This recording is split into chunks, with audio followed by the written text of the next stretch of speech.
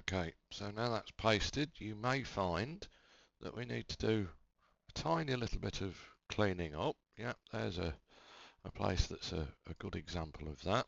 And for that, sooner than use a layer mask in Elements, we'll simply use the eraser tool. I'm going to choose a nice soft brush from there and reduce the brush itself to a very, very small size. Just a tad bigger than that. Want to reduce the opacity right down to around about 20%, and then with that I'm simply going to start erasing any of these small fringes of light coloured pixels that we have around the pasted edge. Now I'm doing this rather quickly. You obviously need to take more time with this than I am doing. It's just that we don't want a 3.5 hour video tutorial. So this is just to give you the basic idea, and you can see as I continue to work with this eraser brush at very low opacity, it very subtly erases these unwanted light coloured pixels, and you need to do that basically around the entire edge of this this pasted horizon. Let's just zoom out of there again a little. Okay, so the other problem we're faced with here is this area of burnt out sky that wasn't exposed properly. Now, often you might think that the answer with this is to actually clone areas from another area of the image, but we're fairly limited here on the amount of good area we've got to clone from. So as an alternative to this, we can simply add a new layer, and we'll choose the eyedropper tool from here. I'm going to sample this sort of mid grey tone from there, which will be applied to the foreground swatch, and then I'll switch my foreground and background colours, and I'm going to sample this rather lighter grey colour from there. We can now go to Filter, Render, and to the conveniently called Clouds filter, and we'll simply click that, and Elements will fill that layer with a kind of cloud pattern.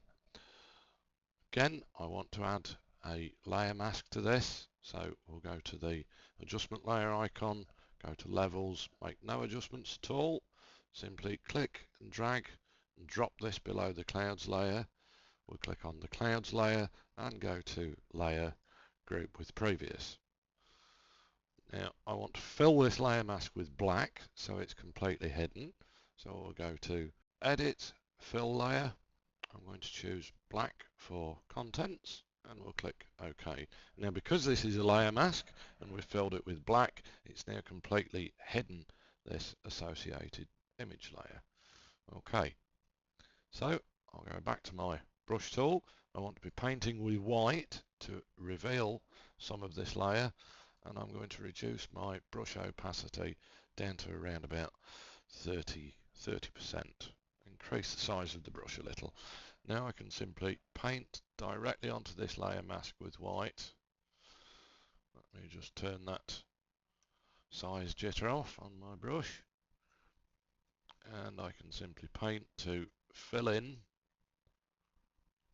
this area of burnt out sky, and that's actually filling it with this cloud pattern that we've got on the upper layer. It's sometimes useful just to reduce the opacity of that clouds layer just a little, reduce it down to 57%, go back to the layer mask and paint again.